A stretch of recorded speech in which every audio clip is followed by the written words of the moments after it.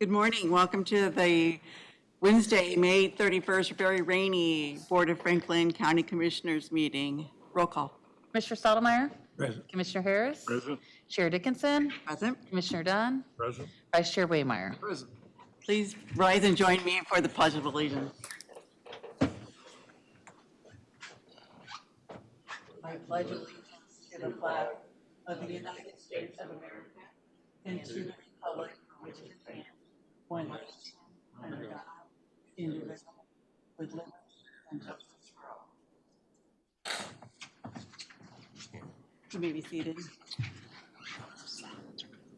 we have any correspondence or organizational business today? I believe we do, yes, but I would like to get Rodney up here first so we can get him on his way.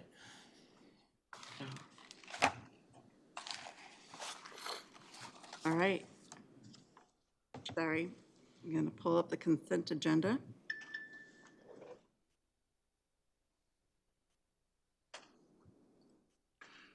The consent agenda today consists of the claim vouchers in the amount of $363,088.73, tax change orders in the amount of minus $1,637.10, and payroll in the amount of $1,260,046.08. Motion approved. Second. Commissioner Stottlemyre? Yes. Commissioner Harris? Yes. Commissioner Dunn? Yes. Commissioner Waymire? Yes. Chair Dickinson? Yes. And we're going to switch up our items of business today. We're going to go ahead and bring up our auditor, Rodney Burns. Hopefully, we have a good report. If we don't, you may sit down. No. Good morning. Good morning. Boy, it's wet out there. It's wet. I bet you had a wet drive this morning. Yeah, it's raining pretty hard down between Garnett and Moran. I bet. Okay, I just brought the report this morning. Sorry I didn't get it to you quicker, but you should all have a copy of it now. We do. And in front of there are two letters. One of them is a letter we have to give you every year that tells you things we have to put in writing that we're required to by professional auditing standards. And the other one is a management letter, which I'll cover in a few minutes. First of all, the good news, there's no cash basis violations, no budget violations. Your balances look good in all your funds. You're in a good financial position, which is good because, with the revenue neutral rate, you don't want to be hurting for money right now with inflation the way it is. And so overall, the audit went very well. We just had a few little minor things. The county attorney's office isn't turning money in very often. They collect money for diversion fees, and it's all money orders, but she only turned it in 5 times throughout the year. And that's, the money sitting in their office just piled up there. Anything can happen to it. And money orders do go stale at times, some do. So it's good to get that turned in. And it's been an ongoing problem for a while. I talked to the staff there about it, and she's aware of the problem, but Okay. it's not a lot of money, but still needs to be controlled better. And the jail also collects some reimbursements for food and medical bills and things from other counties. And sometimes they were being slow turned in too. In fact, one of the checks they held it so long it went stale. They had to go back and get another copy of the check from the person they got it from. And you don't want to have to do that. I think it'd be a good idea to impress on your department heads to get the money turned in to the treasurer's office as quick as you can, at least once a week, if not more. And get in the bank, that way it's recorded and protected. On your 22 budget, several funds had a line that said cash forward, and it was a certain amount. You're wanting to budget that forward next year. There's not really a provision for that, so I've called a capital outlay in the budget, in the audit. If you see, those funds have a bigger capital outlay line, and that's why, because it was cash forward. And also the employee benefits fund, you had a capital outlay line item in there for that. And I talked to Janet about it. She said you're trying to set some money back for maybe some healthcare changes coming down the road. So I showed that as contractual services instead of capital outlay. Okay. Because there's no provision for capital outlay out of employee benefits.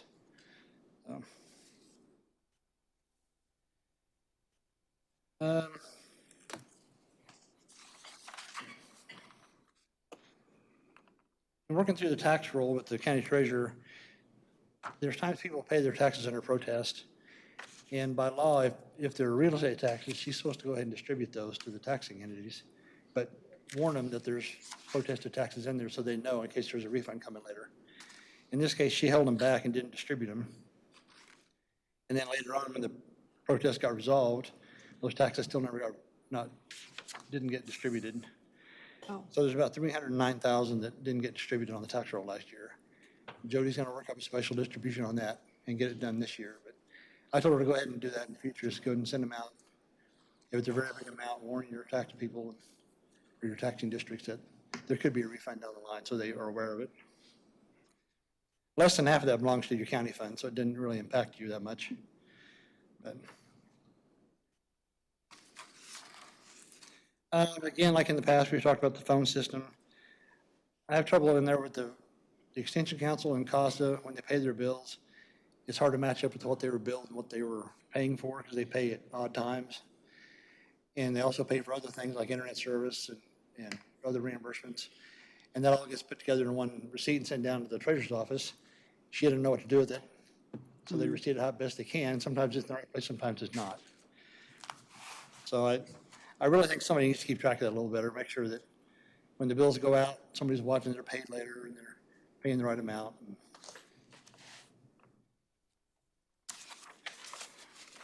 Everything else went fine. That's really all I have for you. It's kind of short and sweet. You did have to have a single audit this year because you spent more than $750,000 in federal money.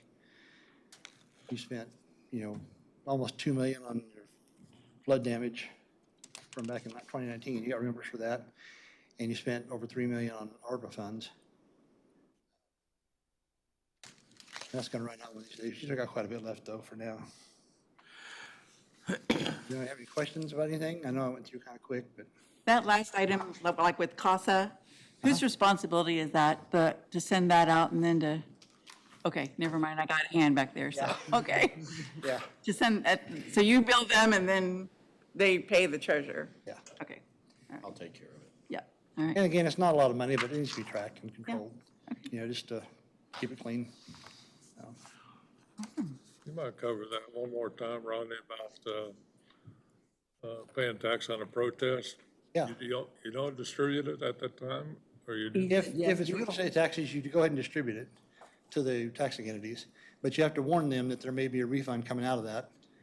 If it's very much, if it's little, you don't have to worry about it, but in this case, it was $309,000. The city and the county and maybe the school district probably had a pretty good chunk that was protested.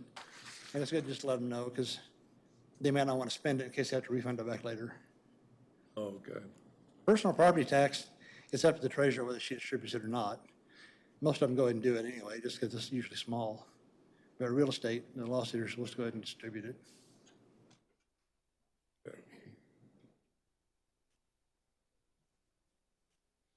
Any other questions for Rodney? Rodney, did these rules change What's that? year to year on how to do this? They don't necessarily change, but they keep adding more on. Oh, yeah, We gotta do more in this and document more of this, and, it's just a little more every year, it seems like, especially on the federal programs. There's a lot more emphasis on getting those testing compliance and internal controls over those. It just keeps getting more every year, So the audit itself, we don't have to take action on. The only action we have to take is the engagement letter for next year. Is that You just accept the report if you want to do a motion. We to need, do that. we need to accept the report then? Okay. All right. Well, there's 108 pages if anybody's interested in looking at it, but, Make a motion to accept the audit report? Second. Commissioner Harris, Yes. Commissioner Dunn, Yes. Commissioner Waymire. Yes. Commissioner Stottlemyre. Yes. Chair Dickinson. yes. And we do appreciate your work on that. That's Yeah, a thank you. lot of work, and you've been Appreciate doing it working a with lot of years. So, Yeah.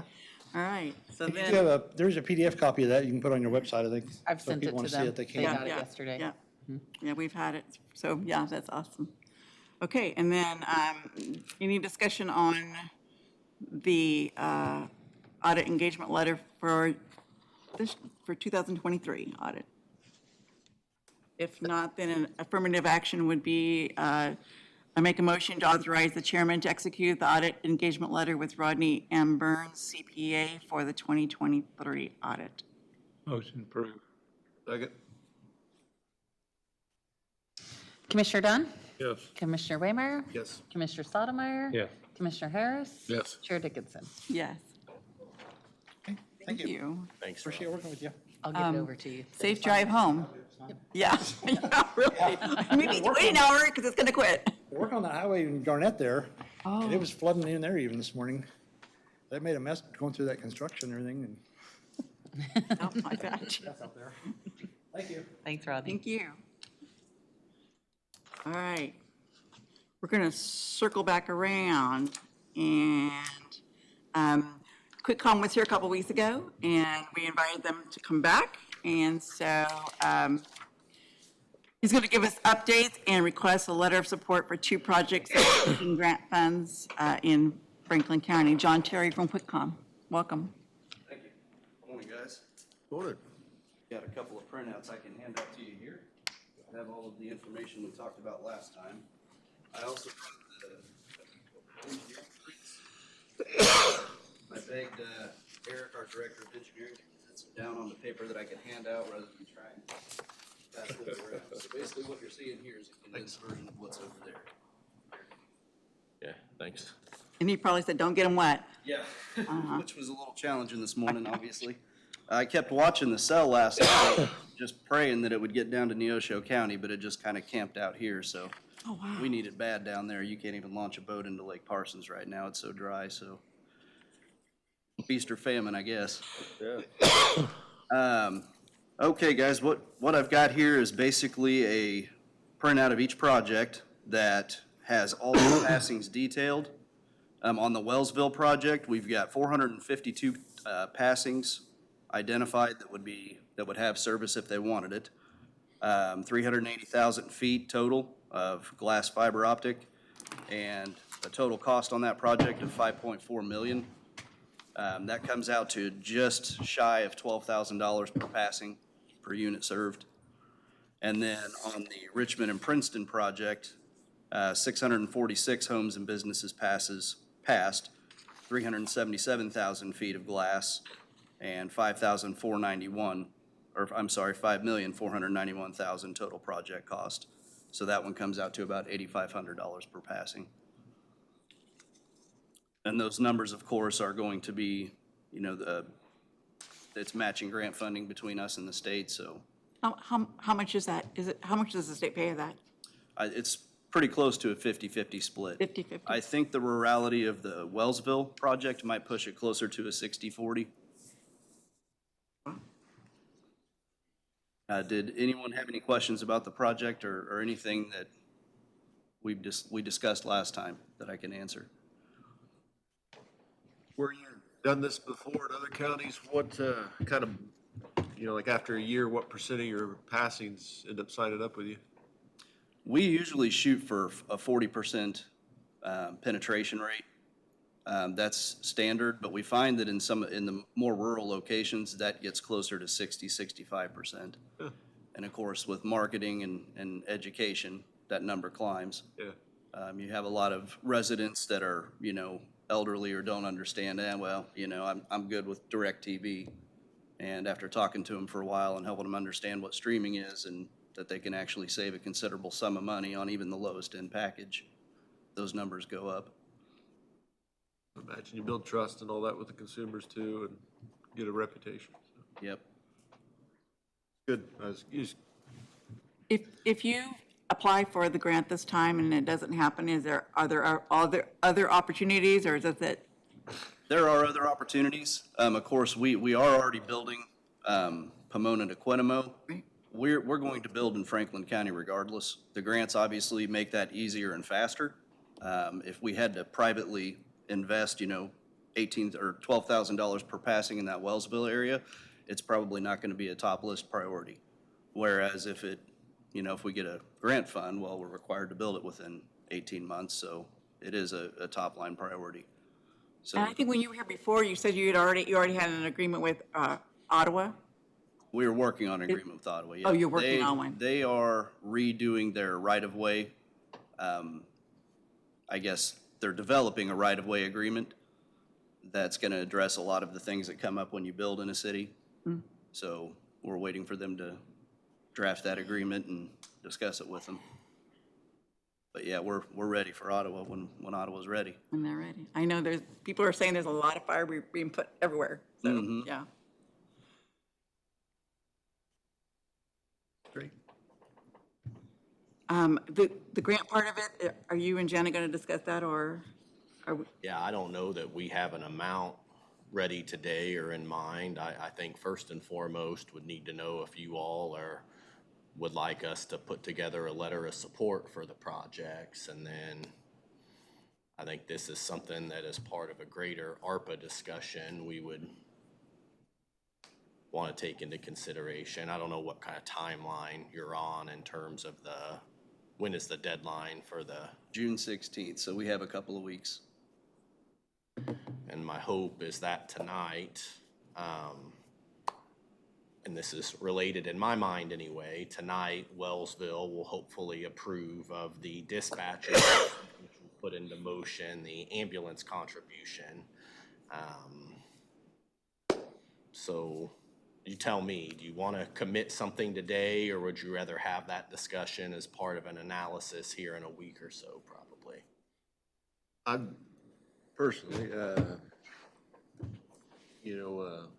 high-speed internet in rural parts of the county is one of our probably most requested things that are things that folks have expressed they most want to see. So I think we have a good chance to make some headway in that direction here. And, like here in Miami County and some of the, because they've gone through this, I guess, a little more than we have, or experiences from other counties, we're not always going to be this lucky to find a partner that this quality. You threw out some names of other folks that are kind of in this game that are notoriously bad customer service, notoriously bad to deal with. So I think we're lucky to be able to maybe make some progress on this issue, but also with a good partner. So I'd be definitely willing to sign a letter of support and then also contribute something. I don't think the numbers that have been thrown out are so large that we can't make a decision right today. What did Miami County put up? Miami County offered $15,000 to each applicant for the projects. Okay, and we have, after the Wellsville proposed contribution, we have around $1 million. Is that correct, Janet? Yes. And we've got outstanding requests. We've got folks pushing this Princeton project. We've got Richmond. We've got Rantoul. And then we've got just internal potential, particularly with Public Works. But none of that precludes you from going ahead and committing something today if that is. I know there are some counties that took some of that government money and committed a couple million to broadband in their counties because they didn't have an opportunity like this, but 15,000 per project, is that doable for you all, or is it enough? Is it a good faith? Basically, we're showing it's a good faith that we're supporting I don't know.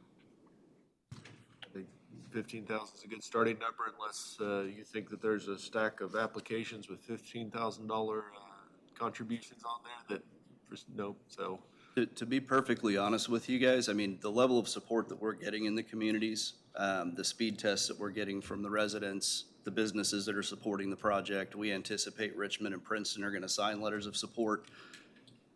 These are strongly supported projects. So, I mean, a token number that you guys are comfortable with is going to show the state, along with all of that extra support, wow, this is a widely supported project in the community. that's an appropriate amount, it sounds like.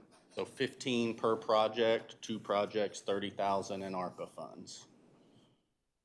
Any issue with pledging that? So if they don't accept the project, then, Then Yeah, we don't- there's okay, no- but then if you submit it again later on, would you re-ask for the money? Or would- This Yeah, would and be if a we- pledge I contingent didn't- on the projects being accepted. It's a pledge, not a, Yeah, but I just didn't know if we needed, if it wasn't accepted this time, if we needed to kind of set it aside because we might need it again in the future. The KBAG grant, the Kansas Broadband Acceleration Grant, year 3 is coming out later this year. To our understanding, that's going to be a $7.5 million project for the entire state. So projects this ambitious probably aren't going to fall into KBAG. And whether or not we ask for any kind of co-investment depends on the state's rules for the particular grants. And for the link funding, they did put some weight on it, leverage of, non-state funds. So I don't know that if we came and applied for a smaller KBAG project, I highly doubt we would come and ask for any level of co-investment because the state does not seem to weight that on those KBAG applications. Okay, so do we need a motion to provide letters of support and, no, we don't? you we don't need- can make one, or you can Or direct me we to can- do that. All right, then we just know that that's what we've agreed to. Why don't you make a motion to pledge up to $30,000 for these 2 projects? Okay, does anybody want to make that motion? I'll make the motion. I think if it goes and works, it's a good use of that money, and it'll provide a lot of benefit to the community, so I'll make the motion. Second. Commissioner Waymire? Yes. Commissioner Stottlemyre? Yes. Commissioner Harris? Yes. Commissioner Dunn? Yes. Chair Dickinson? Yes. Okay? Keep you, our guys. fingers crossed that they, yeah. all right. Yes, we got high hopes, so. Yeah, all right. Thank you, guys. Thanks. All right, we're going to swing back then to item number 1, which is consider approving work to continue with BG Consultants under an updated agreement. This is Brandon Sands, our maintenance director. Morning. Morning. Yeah, so just a little bit of background on this. I think it's about 3 years ago, we started looking into this issue with a portion of the slab sinking in the district court. At that time, we signed an agreement with BG Consultants and started moving forward with trying to gather some information on what's going on with the slab there. We got to a point where we were ready to do some core samples, but we decided to pump the brakes on that project. We had a bunch of other things going on at the time. Things seemed stable, so we backed off on that. Well, we're having some evidence of that sinking continuing, so we need to come back and kind of look at that again. Since it's been 3 years ago, there's been some changes with BG Consultants, and obviously their costs have gone up. They never charged us for anything on the first round 3 years ago, which is great. So this is, I think you all have that agreement in front of you. And that the number on there, I was trying to keep it out of the discussion here, at least initially, in case we want to explore other options. That way it's not made public for them. That wouldn't really be fair to BG Consultants. So in addition to the number that you see in front of you, we still likely will need to do that core drilling to get those soil samples. I'm just kind of throwing out, 3 years ago, it was about $5,000, so I'm kind of throwing a couple more on top of that just to kind of cover our bases. We don't know what that number is yet, so just adding a little bit to that. So seeking approval to move forward with BG Consultants on this. Or if you would like us to shop it around, we can, but this is one of those things that we've got a relationship with them. They're familiar with the project. It's probably most efficient to do it this way. And then if you would like to move forward, then obviously we will publicly state the amount and seek a motion for that amount. Professional services don't go typically the same avenue for purchasing as raw road salt and tires because first we're looking at their qualifications and their abilities, their knowledge of the project, things exactly like this, and then we negotiate a rate. And the rate seems reasonable for, it's not, again, we'll discuss that if we go this way. I don't want to speak in mysterious terms, but it seems reasonable for what they're doing, so I'd be comfortable moving forward with them. Any desire to go elsewhere, or are we content continuing to use BG? I would agree with Colt. Okay. This would give you the information you needed to move forward. That's correct, yeah. This the will help us figure out what we need to do, and then once we have all that information, we can actually look for Make a plan. contractors to do the work. Is So, this enough for a design also, or just information gathering? so my understanding is that this should get us the design. I was talking with the engineer just the other day, and yeah, that's my understanding. Yes, that this will cover that as well. Well, I don't hear any objection to going this route, so do we want to now discuss the amount? Yeah, absolutely.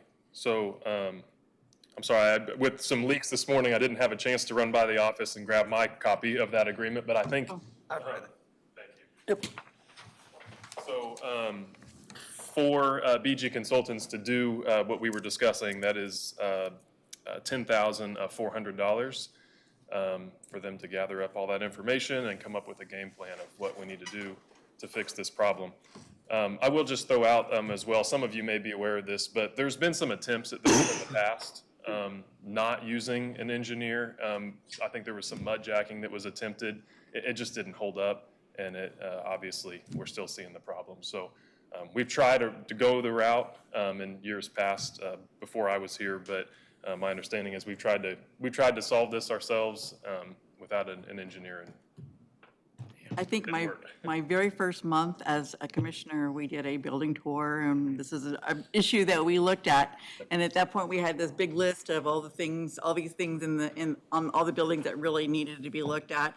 And we've pretty much marked all of those off, and this is what we have left. I think that's pretty darn good, so. Yeah, we've made a lot of progress. We have made a lot of progress, so might as well just tick it off. Make sure we know what's going on anyway. Yep. I started, I had a problem with it right after it's built. Way back when. Oh, really? Yeah, it started sinking. We have It'll any be water? really nice to get this resolved then. Anybody been in that basement this morning? There's no water in it, is there?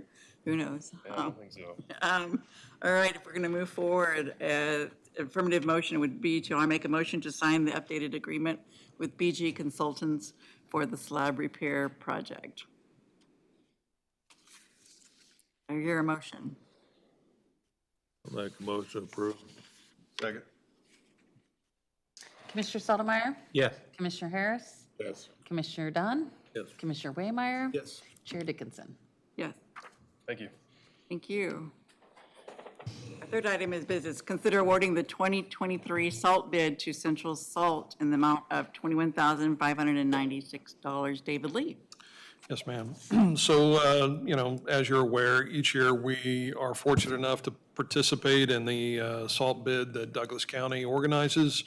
This year, the results of that, Central Salt, which is, at least during my time, it's always been another company that's been successful on this bid, but Central Salt submitted a bid for $53.99 a ton, which is a penny less than the $54 that we paid last year. And so this year, we'd like to order roughly 400 tons, and that comes out to just over $21,000. Any questions or comments? Otherwise, to move forward, I make a motion to approve awarding the salt bid to Central Salt in the amount of $21,596. So move. Second. Commissioner Harris? Yes. Commissioner Dunn? Yes. Commissioner Waymire? Yes. Commissioner Stottlemyre? Yes. Chair Dickinson? Yes. Fourth item of business, consider updating resolution number 19-32, considering the Franklin County subdivision road design criteria and construction standards. David Lee. Commissioners, the only reason that this item is before you is to add the HP pipe to our standards. Literally everything else is just how it was before. The formatting's a little different, but all the language is exactly the same. And really, on the first page, under Crossroad Culverts, that is essentially the only place that has changed, and we're just adding the HP pipe as part of our approved materials. All right. So an affirmative motion would be, I make a motion approving a resolution establishing and adopting road design criteria and construction standards for Franklin County subdivisions. This resolution will supersede and replace resolution number 19-32. Motion approved. Second. Commissioner Dunn? Yes. Commissioner Stottlemyre? Commissioner Waymire, sorry. Yes. Commissioner Stottlemyre? Yes. Commissioner Harris? Yes. Chair Dickinson? Yes. That was low. Jumping the gun. All right, our last item of business, consider holding a public hearing on June 21st to consider upgrading the 950 to 1100 block of Georgia Road south of Ellis Road from minimum maintenance to full maintenance. David Lee. Commissioners, we were approached by some landowners that own property along this section of minimum maintenance road. They are interested in building a new house, at least one new house, and probably the landowner to the south, they would like to build a new house eventually also. And in order to do so, they have to have access off of a full maintenance road. And so they have asked us to upgrade that section of Georgia Road that's currently minimum maintenance. The very south quarter mile years ago was upgraded for this very same reason. There was an individual that wanted to build a house, and so that quarter mile was done. The rest of it was left minimum maintenance, but now we've been approached by some additional landowners to have that, the rest of it upgraded. So we've been in contact. I've explained the cost associated with upgrading the road, and they are still interested in moving forward. So the steps that we need to take are, we need to schedule a public hearing. I need to be able to send notices to all the adjoining landowners and be able to publish it in the newspaper a couple of different times. And if you agree, that's what we'll do. So their letter predates, I think, are changed. Are they complying with the new or the old regulations? I've been talking to them for several months now, and they predate the changes. And when they came in, I assured them that we were doing this, but because they had Predated, yeah. they had already come in, that we would honor the regulations that were in place whenever they made their initial request. Okay, so we're not agreeing to this today. All we're doing is setting a public hearing, so. That is correct. And I would also mention that by upgrading this 3/4 of a mile, we will have a through road. It won't be a dead end, which is always problematic for us, but a through road is a much better situation for road maintenance. All right. All right, so an affirmative action would be I make a motion to hold a public hearing on June 21st to consider upgrading the 950 to 1100 block of Georgia Road south of Ellis Terrace to full maintenance. So moved. Commissioner Waymire? Yes. Commissioner Stottlemyre? Yes. Commissioner Harris? Yes. Commissioner Dunn? Yes. Chair Dickinson? Yes. All right, that concludes our business. We'll move on to staff reports. Derek. Yeah, mentioned Wellsville earlier. Don and I have both had conversations with staff up there, have been assured that staff's fully in support of dispatch agreement. Talked with the mayor, mayor's fully in support of it. That's on their agenda again tonight. My hope is that they'll go ahead and execute that. They've already signed the ambulance agreement, which, as you know, we've got two separate agreements here. But once that's done, this will be in front of you, both of them, and we can get moving forward.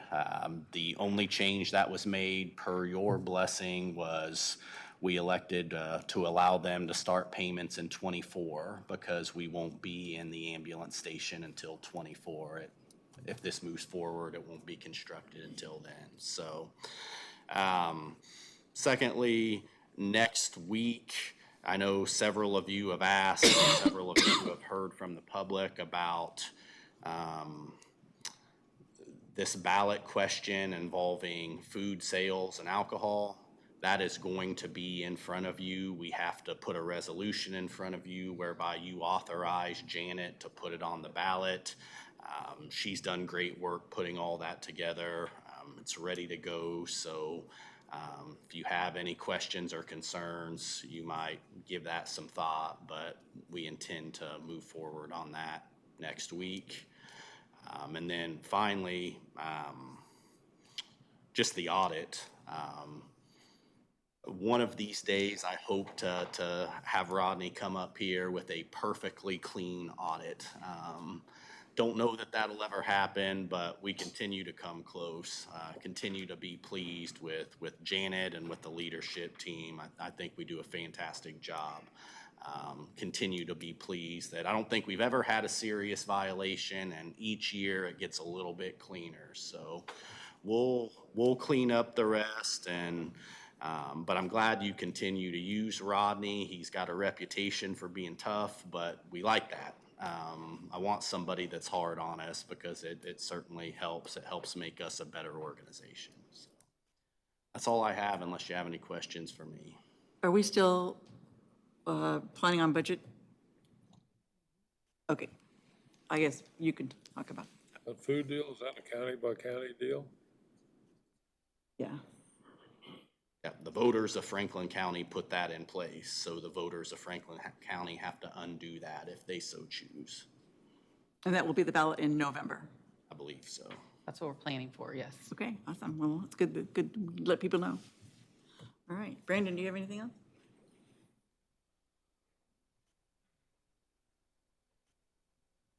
Yeah, just briefly, a little smaller project that we're kind of working on right now that I'm pretty excited about. A number of months ago, we ordered some hot water and chilled water valves for the jail. This is going to really increase the comfort level in the jail for the air temperature for heating and cooling. We have a lot of problems with some of the old equipment that's in there. We've changed, if you recall, back in 2018, I think we swapped out one of the larger units there, and then a few years later, we changed some boilers out, and we put Distech controllers on those. Now, just kind of a cool little thing, because you all chose to do that, that really laid the foundation for us to be able to build on that system. And so these valves will be a part of that new system, and we can adjust temperatures from the office, from the computer, which is really, really great, because what we have right now are pneumatic thermostats. That's an old system. We have a compressor down in the basement that supplies air to these finicky little thermostats, and it's an outdated system. So we'll have new electronic valves that are going to operate this and have much tighter control. So we just got all those new valves in our possession, so we're going to start working on getting those installed, but really excited about that project. And again, that's possible because of the foundation that was laid You years guys are ago. doing that in-house? What's that? You guys are doing that in-house? We are, yes. Yep. We'll need BCI controls to do the programming on it, but we've already worked all that out. So, yep, we'll install the valves ourselves, and then we'll be good to go. So, Great, anyway, awesome. thank you. Brandon, we've had, keep you up here for a Yeah. second, we've had brief discussions, I have both with the board and with you, about the continued restoration of the historic courthouse. And I know one of your primary concerns is the stonework. Do you want to touch on that just a little bit? Yeah. I know we can put it on a study session because this will be a big expense, but do you want to maybe briefly overview what the issue is? Yeah. So there's a couple of different things that are going on. Some of them are just general maintenance items. The mortar joints around some of the brick and the stone, it fails over time, and it comes out, it falls out, and that leaves a gap. moisture gets in there, it freezes and expands, and obviously damage just continues from there. So there's a few areas where we have that issue that we need to resolve. Over the years, well, it's actually back in the 70s sometime, there was a big push to kind of do some revitalization of the courthouse. Unfortunately, the methods that were used, it was commonplace around. There's a lot of old buildings that this happened to, but they wanted to clean up the building, which was great, but they sandblasted the stone. That created a bunch of little pores in the stone, and now you have even more areas where you can get moisture in, freezing, all of that. So some of the decorative stone, like on the front, on the Main Street side, or on the Hickory Street side, you can see the carving that is in that stone is actually starting to just fall off and wear away. So we're kind of losing that cool design that's on the stone. So we did find a contractor that could replace that stone, and they would recarve it. If they had a picture of what's there, they can recarve it and make it look like it's brand new, which is really cool. It's obviously not cheap to do all of that, but even just some of the maintenance items like that, the mortar falling out really needs to be addressed at some point. And two, I think there's some evidence of the wrong mortar that was used. The mortar is actually stronger than the stone. So the mortar doesn't move, the stone does, and it cracks. And the mortar joint should be the weak joint, not the stone. So and it's flipped right now in some areas. So just some of the issues that we're kind of seeing. So some of the damage that you may notice on the courthouse, the stone, that's really where a lot of that originates from. But Is there interest in Brandon and I bringing an actual quote from a company in to have more substantive discussions on it? I know we've discussed our TGT balance and ways to use some of that. I mean, this will not be a cheap project, but you've been saying for quite some time now that it's an integral part of restoring and maintaining that building. yes, absolutely. Yeah, that's, I'm glad we finally have the opportunity to do it. Talk about a building, something that's kind of universally popular Oh, absolutely. among folks is that building in this community, so. I think we're lucky to find somebody capable and willing to do that work.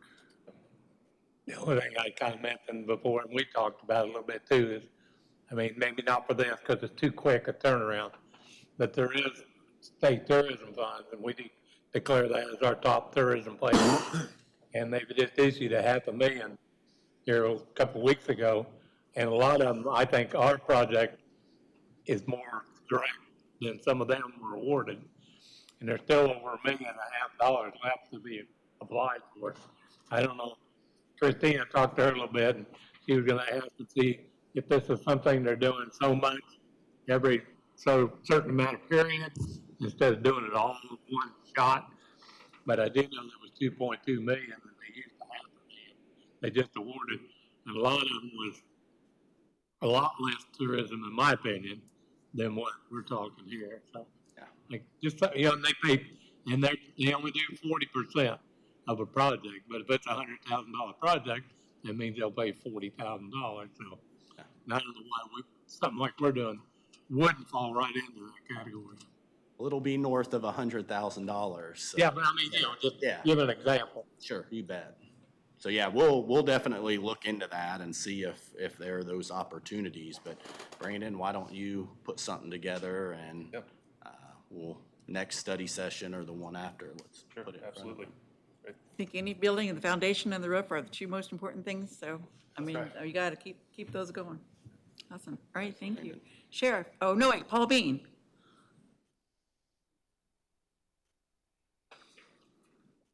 Morning, Commissioners. Morning. I was going to say something about the courthouse, so didn't know this conversation was going to take place, but I wanted to compliment Brandon and his team. I'd sent a note to Derek the other day, just driving by the courthouse. It's so well maintained, the whole court, the corner there, the grass, the trees, and just do a fantastic job. And I think that's important, just as you've been talking about it. It is a destination. It brings people to our community. when I've got people in town, it's a great showpiece to show the pride that we have in our community. So I just wanted to thank Brandon and Derek for your leadership on that, and Brandon's team, because it just really popped out at me the other days before all the rain came. And you could actually see it through the windshield, but beautiful, beautiful job. So kudos to them that. I'd mentioned to you, and I was out last week, I was at the CSIC conference that Commerce invited me to attend to help represent the state of Kansas. And that was a very good conference. It's very big. Its focus is retail, but I took a lot of proximity park stuff and all of that walked off, so people were picking it up and had some conversations. But it's also indicative of Commerce now, with the legislature's support, has done a lot of good work in putting funding to recruit industry and grow our job base, and we're seeing a lot of money through MIH and other programs for housing. So the next piece, and they all go together, is your retail and commercial business, and what do you have to offer in your community. And so this was a conference that had a lot of those types of businesses and developers and investment folks there. So I had a lot of good conversations. I talked to a number of national daycare provider companies, a lot of food business, restaurants and stuff, and made some contacts on that, and then some other tools that FCDC may look at in partnering with the chamber and maybe the city or others to help us respond with more data and more detail when we do have an inquiry. So it's a really good conference. We had some great social time with a number of good contacts. And I came back with a lot of follow-up that I'm going to be doing in the next month or so, and see if we can stimulate some interest on that standpoint. But I think we'll start to see some more incentives, just as we have with housing and industry, for retail commercial. I'm excited about that because I think the 33 highway there in Wellsville is prime, especially as the bridge gets done and the 6th Street is started, where all the housing's going to go, where a lot of housing's going to go. So that corridor is prime and ready, and then our K68 corridor from I-35 into town in Ottawa is prime. And we are, you may recall, doing a traffic study with KDOT and trying to work through what KDOT's going to require, as far as exits and entrances along that, so the developers know. And have a couple of developers very interested in doing something there along that corridor as we get more information. So, again, still working on Proximity Park, but continue to work all the bases. It all kind of goes together. Your housing, your daycare, and now your retail. As our population grows, how do you attract those workers? You've got to have the housing, but then what else do you have so that they'll come and live in your community and work in our community? So kind of touching all bases. But it was a really good conference. May recall the state of Kansas paid for my fee to that, so we just had, the FCDC just had to cover my travel and lodging. So that was a great benefit and a great networking opportunity. And then a couple of days before that was when we had the Team Kansas folks, which I'm a member of that board, at the governor's mansion for dinner out on her patio. And so got to visit with the governor and lieutenant governor and keep Franklin County in front of them. So it was a good week. Happy to answer any questions. Did you talk to your representative from Buc-ee's? I looked and Buc-ee's wasn't there, Darn. but I know, I love the way, though, you think outside the box. That, you're just like, this would be an awesome opportunity for, yeah, so. yeah. So he'll continue to get correspondence from me. And then I did get a contact with the regional person for Quick Trip. Yeah.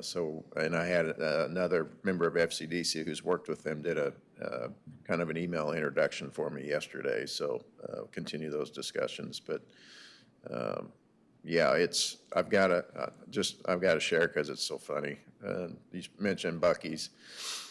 I had my siblings came and we spent the weekend for my 60th birthday. And my brother and his wife bought me a floaty. Since we have a boat, it's a tube, but it's Buc-ee's. It's got the Buc-ee on it. So I'm going to take a picture with that because I've told this guy I love Buc-ee's. So now I've got proof. So we'll keep pushing all the buttons. There you go. Paul, are you, from time to time, I get questions about the Crestview property. And I know for a while you were trying to shop that as a potential daycare site. Are you still trying to do that? Yeah, I'm still trying to entice people to look at that as a potential conversation with you and the commission as far as a location for daycare. It's something like that where the entry fee or cost isn't quite so prohibitive, which might be a possibility with that building, depending on what all you think, is really the only way with the math, especially with interest rates up and construction cost up. So yeah, I continue to try and promote that to different folks, I sure do. Well, I'm reluctant to speak on behalf of the board, but I would hope that there would be some flexibility on the county's end in terms of what we could do to that property or not do to make that a pretty enticing package, so. Yeah, and I think the key on that is I want to make sure if we start to have those conversations, I've got a real quality operator. I don't want it to be any less than that. I think that's important. Suffice to say, though, these are conversations we have. I mean, for putting tourism out at the Historical Society out in the tourism building's been a great move, and I think we're all pleased with that, but we haven't forgot, we've still got Crestview. We gotta work on it, yep. Sure be more likely to be flexible on Crestview than to pay for yet another study that tells us we need more childcare and housing. So, I mean, money'd be if you're gonna commit public dollars to something, that would make more sense in my mind, so. Yeah, and Hopefully you go forward knowing you have at least some support. yeah, no, I appreciate that. I appreciate that. And unfortunately, to your point, Cole, I don't like it either. I have contracted for another housing study because you can't use them if they're more than 2 years old, and ours will be 2 years old in July. But Sure, well, that at least has I know you're a not. function, yeah. Yeah, but I'm with you. It kind of aggravates me. I got to do that every 2 years. But nonetheless, that's where we're at. So yeah, we are doing a new housing study, and we are moving forward with the certification process with Bartlett and West on Proximity Park. And again, that certification just moves us up the ladder as a primo spot when Commerce is providing insights on different locations in Kansas. So I got the formal grant document signed from Lieutenant Governor Tolan yesterday on that, so that's a go. But Bartlett and West and I have already talked, and we're already working on that one. So hopefully we'll get that done this summer. Awesome, all right, thank you. Thank for you. your update. Sheriff, you have anything for us today?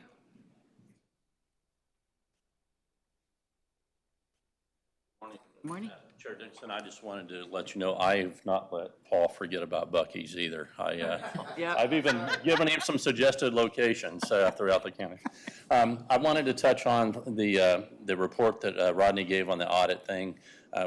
We're aware of what we have there with some of the deposits with the jail, with a couple of different funds. We've been addressing that. And so we have a better program set up in place we proactively we're looking at that. So that did not come as a surprise to us, but I believe that the fixes and the corrections for that have already been put in place. So I just wanted to let you know. In law enforcement, lots of times the little mantra, the little motto is to serve and protect. And so the last week or so, we've been able to do some of the service part by helping send off some of our student athletes to state. So we've been able to do little mini parades as send-offs for softball and track and things like that. And so here in Franklin County, we do have some state champions in track and field as well. So we're proud of them and what they've done. But it's not unique to Kansas to do that because the torch run is going on this week. Today it's supposed to be going. I don't have an update as to where we're at because the weather's probably not the best time to be running down the side of a highway. But that started in Kansas, and that leg going through Franklin County is today.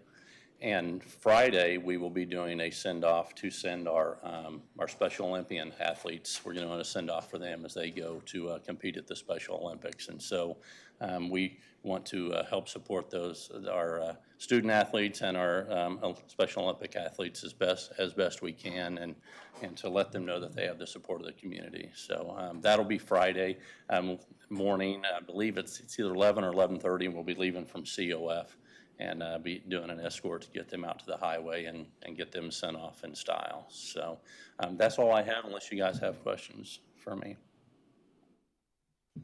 Thank you. Thank you. Justin, anything? All right, David Lee. All right, so we've heard reports of anywhere from 4 to 9 inches of rain overnight, and it's still raining, and there's rain forecast, I think, every day for the next several days. So we've got some flash flooding occurring in multiple locations all around the county. We had personnel out until about midnight last night, taking care of trees that had fallen in the roadways, and then we had folks out again starting at about 3:30 this morning, doing the same sort of thing and monitoring our roadways. We're going to continue to see flash flooding as the water makes its way to the creeks and the rivers. We don't generally put barricades out for a lot of the localized flash flooding because, gosh, the sheer number of locations that occurs on is immense, plus personnel and the barricades to do all that. So when our personnel come across a location, we tend to monitor it until it goes down, that sort of thing. We just ask that folks try not to drive through standing water or water that's running over the road, because you really can't see what's happening to that road base. We've got a number of washouts that are occurring with this, and so it can be a dangerous situation. And so, what's the saying? Turn around, don't drown. We just ask you to pay attention to the road conditions and the water.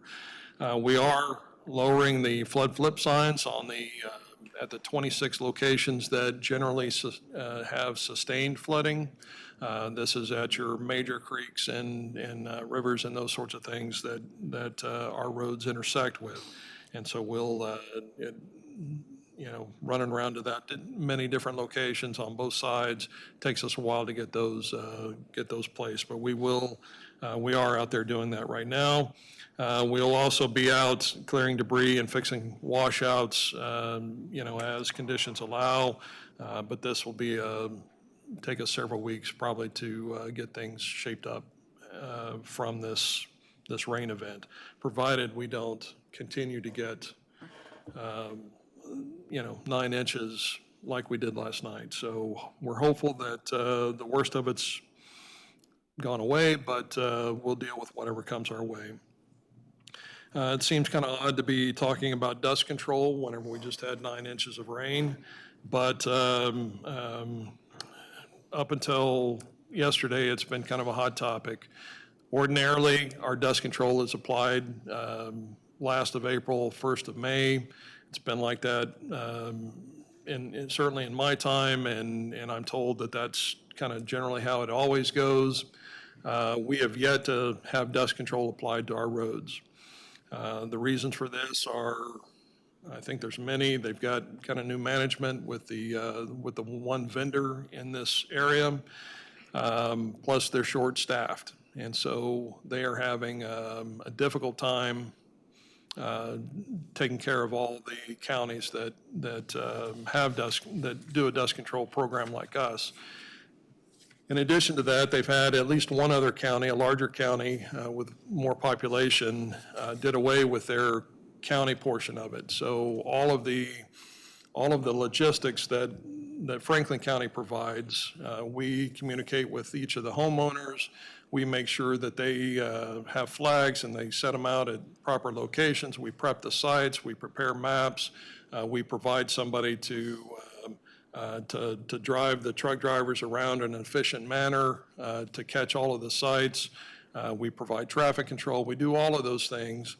And now that this particular county has stepped away from that, that's thrown all of that logistics onto our vendor with and they've got new management and they're shorthanded. So all of those things are contributing to the fact that they are, right now they're a month late.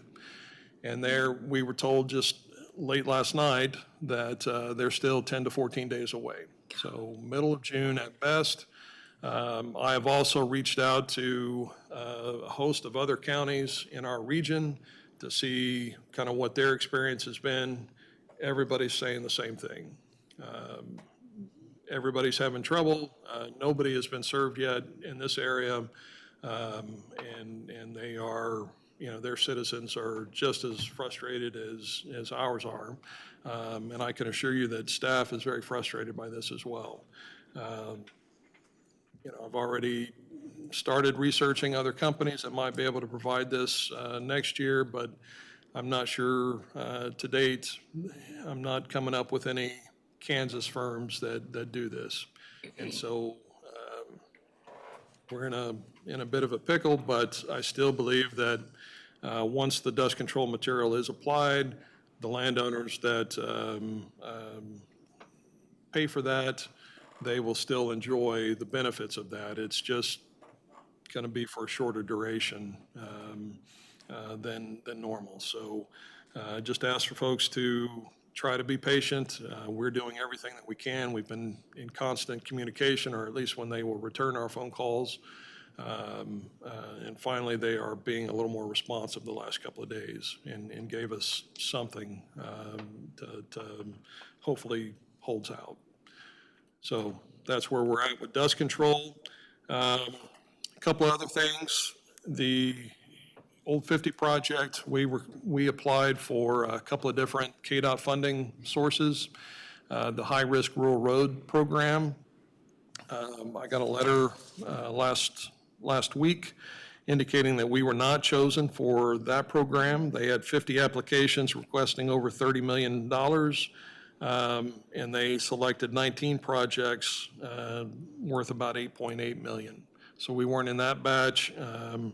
The high risk, that particular funding program is looking for low cost road improvement things. What we're doing, Not low cost. yeah, I was encouraged to apply for that by KDOT officials.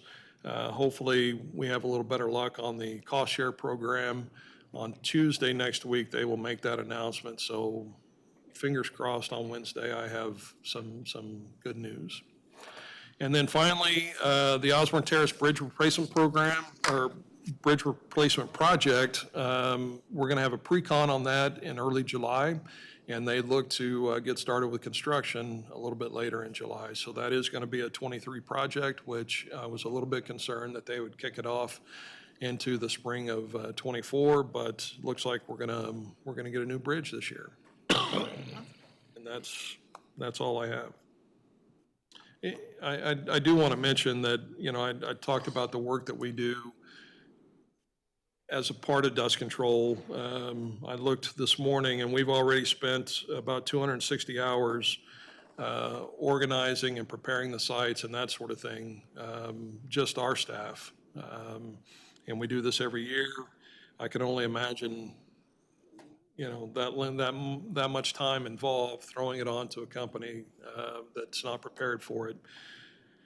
It's a big deal and certainly contributing to the delays. You should move theirs to the last, or make them all wait. So, anyway, I will say that I went by my corner at Haskell and Eisenhower, which whenever we got any rain at all, there was always water over the road. And last year, your crew went in and redid that corner, and those ditches were full, but there was no water over the road, and that was a lot of water. Yep. So, so when they do get an opportunity to do something, they did good work, and it is doing what it's supposed to do. Yes, ma'am. Thank you. All right, Janet.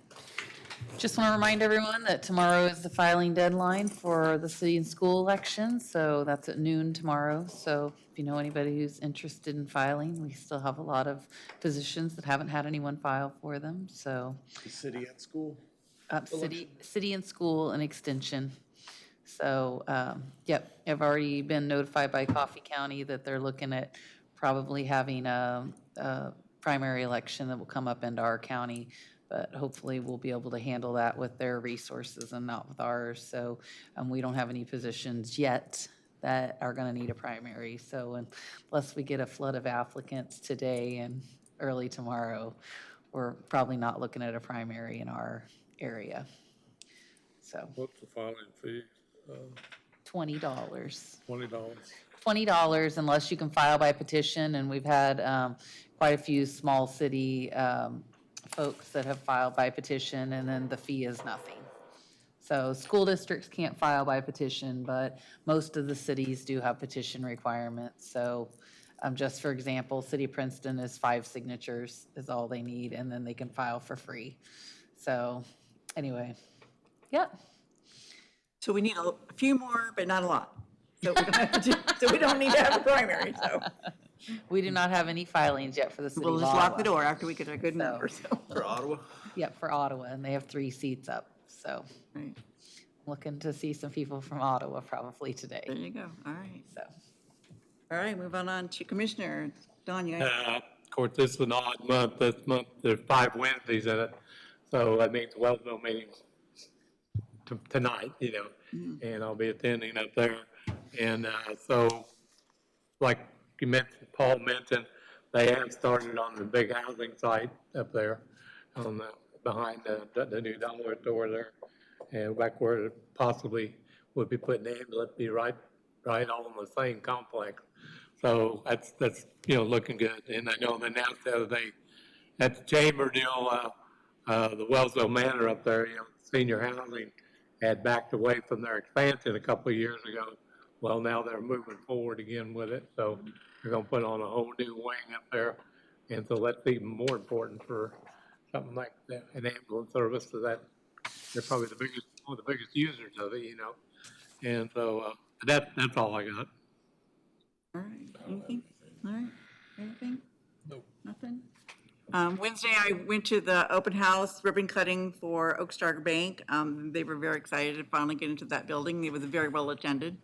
A lot of people in there, probably more than the fire department would say is a good number for that building. And they've already almost outgrown it because their business has been really booming and their staff, they're fully staffed. So, and then I stayed in town and went to the mental health awareness here last Wednesday night that is put on by the Franklin County Substance Use Prevention Coalition. They did a QPR Institute, basically, about suicide, you know, and I think it used to be everybody who used to say about cancer, you probably all know somebody that's dealt with cancer. Well, it's almost to the point where you probably all know somebody who has suicide that's been something. I know my brother-in-law committed suicide 18 months ago.